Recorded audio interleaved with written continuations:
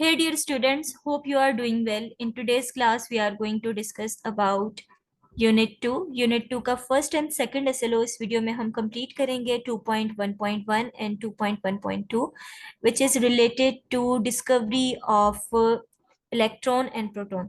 अब से पहले आप क्लासेस में पढ़ते आए हैं related to the discovery of atom atomic model हमने क्लास 9 में पढ़े हैं रदरफोर्ड मॉडल बोहर मॉडल और प्रीवियसली आपको आइडिया है कि डाल्टन से लेकर बोहर तक किस तरह से एटॉमिक स्ट्रक्चर्स जो हैं वो चेंज होते रहे in class 11 your farmer concern is the subatomic particle. What is subatomic particle under concern? That is electron, proton, and neutron.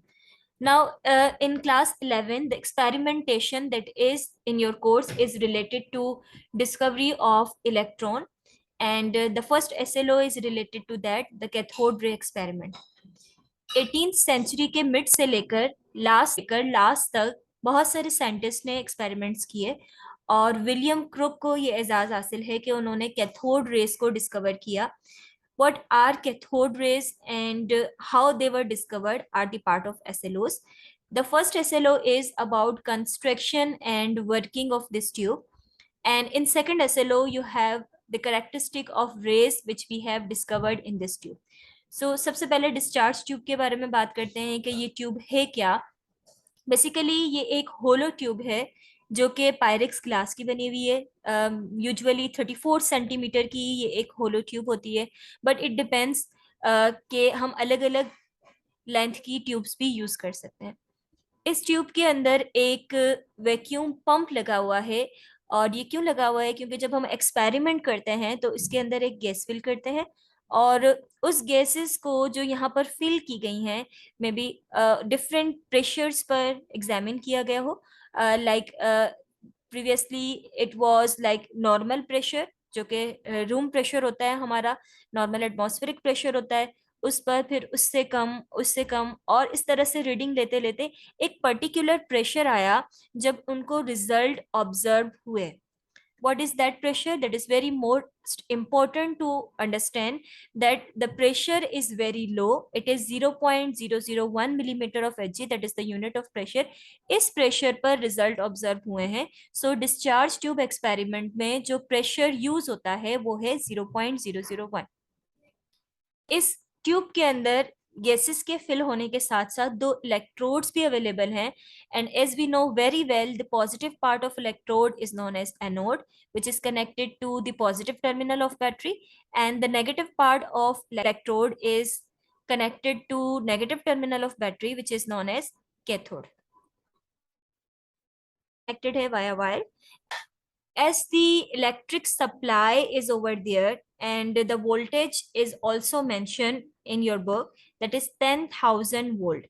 यानी कि इतना ज्यादा हैवी वोल्टेज दिया गया तब जाके रिजल्ट ऑब्जर्व हुए हैं जो हम ऑब्जर्व करना चाहते. सो कंस्ट्रक्शन में हम वर्किंग की बात नहीं कर रहे, हम सिर्फ ये देख रहे हैं कि यहाँ पर क्या क्या चीजें किस किस स्पेस पर अवेलेबल हैं in discharge tube experiment. The first part is hollow tube which is filled with gas. Second part, the electrodes, which are respectively cathode and anode. And the third part of the system is battery. So ये तीन चीजें मिलकर the gas filled in the tube, the electrode and the battery एक discharge tube setup बनाती है. ये setup किस तरह से काम करता है? जब हम इस mention pressure पर, what was the pressure? 0.001 millimeter of Hg and 10,000 volt. इस मेंशन प्रेशर एंड वोल्टेज पर इस ट्यूब के अंदर चेंजेस को ऑब्जर्व करते हैं तो वो चेंजेस क्या हैं? हम देखते हैं कि यहाँ से इस जगह से जो कि कैथोड टर्मिनल है कुछ रेज निकलती हैं और ये रेज किस तरह की हैं? ये रेज ग्रीनिश इन कलर हैं और वो जाकर यहाँ पर पॉजिटिव टर्मिनल पर स्ट्राइक करती हैं एट दैट टर्मिनल, राइट. सो इस टर्मिनल पर आफ्टर एनोड यहाँ आकर ये रेस स्ट्राइक करती हैं. स्टार्ट हो रही हैं कैथोड से, एंड हो रही हैं आके एनोड पे. इनकी जो ट्रेवलिंग है वो स्ट्रेट लाइन में है फ्रॉम कैथोड टू एनोड, और एनोड को पास करके एनोड के बैक साइड पर जो टर्मिनल अवेलेबल है वहां पर ये ग्रीन कलर का स्पार्क प्रोड्यूस करती हैं. First part of SLO is completed. What was the first part? That is construction of a discharge tube and working. Construction very easy.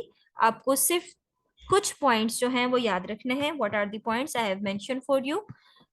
The first most point is it was discovered by William Crook in 1869. If you don't want to remember the year, because AKUEB years पे इतना focus नहीं करती है अब तक की जो practice है, but you have to remember the name of scientist, that is William Crook. The second thing, pressure initially different pressure पर वर्क किया गया और जो प्रेशर रिड्यूस करके 0.001 पर लाया गया, तब जाके हमें रिजल्ट मिले. So for discharge tube experiment, if you want to see that glow, the pressure of tube is observed as 0.001 and the potential difference is variable. यहाँ पर जो उन्होंने यूज किया था वो है 10,000 volt, but we can say it depends on the size of tube, right. जो ये हमने ट्यूब यूज की है यहाँ पर, इस ट्यूब के साइज पर डिपेंड करता है. अगर इसकी लेंथ ज्यादा है या कम है तो इससे वोल्टेज जो है वो वेरी करता है. But particularly for William crook experiment उन्होंने 34 सेंटीमीटर की ट्यूब यूज की थी, ठीक है. और इसके साथ जो उन्होंने पोटेंशियल डिफरेंस अप्लाई किया था through high voltage supply, that was 10,000 volt. Now it is time to discuss about the detailed description. What is the detailed description of these rays? We can say कि in rays में different properties पाई जाती हैं. सबसे पहली property जो कि under discussion है ये है इनकी travelling. These raise always travel in straight line. Like ये कहाँ से इमर्ज हो रही थी? कैथोड टर्मिनल से इमर्ज हो रही थी, इसलिए हमने इनको कैथोड रेज का नाम दिया. ये कैथोड से इमर्ज होने के बाद स्ट्रेट लाइन में ट्रेवल करती हैं. So the first property of cathode ray is the travelling, that is travelling in a straight line. The second property is they have high penetration power. What does it reflect? जैसे कि हमने study किया अभी, cathode rays are going to pass from anode.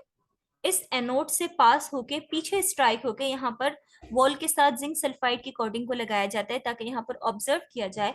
तो ये penetrating power रखते हैं. What does it means? They can pass from the metal as well. Like जो इलेक्ट्रोड यहाँ पर यूज किए गए थे वो एल्युमिनियम के इलेक्ट्रोड थे, और इन एल्युमिनियम के इलेक्ट्रोड से ये रेस पास होने की एबिलिटी रखती है. The third one and the fourth one I'm going to discuss at once. The deflection of these rays. As we know that they are going to attracted towards positive terminal. ये negative terminal से emerge होके positive terminal पे जा रही हैं, तो हम कह सकते हैं कि इनकी नेचर नेगेटिव होगी because they are going to attract towards positive pole. So इनके ऊपर जो खुद का चार्ज होना चाहिए वो क्या है? वो नेगेटिव चार्ज होना चाहिए. इस चीज को फर्दर कंफर्म करने के लिए इलेक्ट्रिकल फील्ड अप्लाई की गई. अब इलेक्ट्रिकल फील्ड क्या है? यहाँ पर प्लेट्स लगाई गई. दो प्लेट्स हमने लगाई हैं. कौन कौन सी प्लेट्स लगाई हैं? एक पॉजिटिव पोल है जो कि क्या होगा? Positive pole it would be anode, right. Negative pole is cathode. So जब ये रेस पास हो रही हैं और under the influence of that two electrical applied field, तो ये सीधा स्ट्रेट लाइन की तरफ मूव नहीं करेंगी. As the positive charge is present before that positive charge, तो ये डिफ्लेक्ट होंगी टुवर्ड्स व्हाट? एनोड. तो जब भी कैथोड रेस को ऑब्जर्व किया गया अंडर द इलेक्ट्रिकल फील्ड, तो ये एनोड की तरफ डिफ्लेक्ट हुई.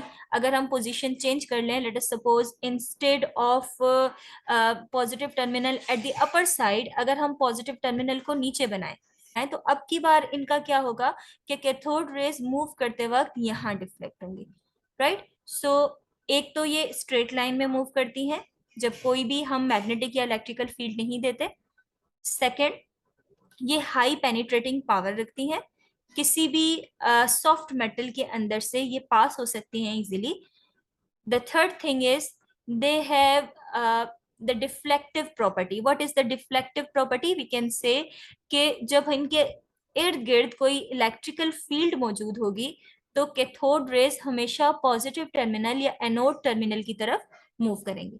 Now what about magnetic field? as we know that the magnetic field is also the attraction, and if we apply both fields together, तो इन्होंने कोई डिफ्लेक्शन नहीं शो की और ये स्ट्रेट पास हो गई।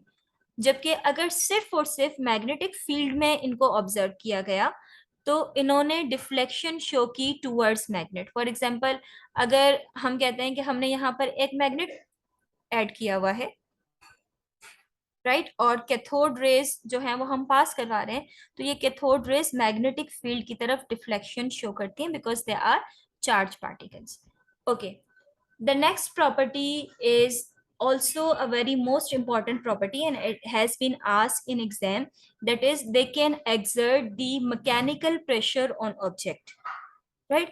क्या मतलब हुआ, अगर हम इस डिस्चार्ज ट्यूब एक्सपेरिमेंट के दौरान यहाँ पर बीच में, इन दोनों टर्मिनल्स के बीच में, कैथोड एंड एनोड टर्मिनल के बीच में कोई ऑब्जेक्ट रखते हैं, फॉर एग्जांपल हमने पेडल व्हील रखा, ठीक है, तो ये क्या करती हैं, जब ये मूव करती हैं यहाँ से, तो इस व्हील को मूव करवाती हैं, स्पिन करवाती हैं, व्हील की मूवमेंट शो होती है, जो कि हमें बता रहा है कि cathode rays are of particle nature. अगर हम किसी भी मूविंग रे के पाथ में अगर एक पेडल व्हील रख देते हैं तो व्हील क्या होगा, स्पिन करेगा, स्पिन शो करेगा। So cathode rays are like they are particles, they show particle nature and they can move the wheel if it is present in their path. The second thing that we can say about cathode ray, they can cast shadow. For example, अगर मैं यहाँ पर एक object रखती हूँ और यहाँ से कैथोड रेज पास करवा रही हूँ,